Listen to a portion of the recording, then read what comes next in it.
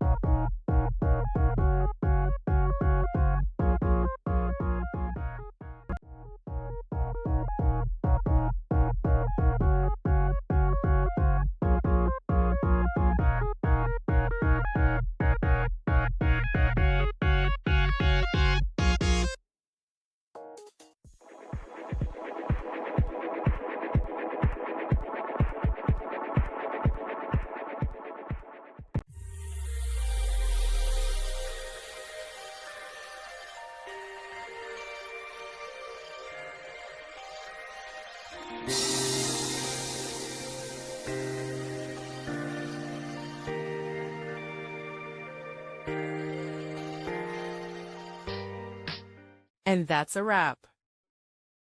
I hope you found the answer you were looking for. If you did, take a second to hit that subscribe button. It really helps out. And let me know in the comments which solution worked best for you. See you next time in the debug zone.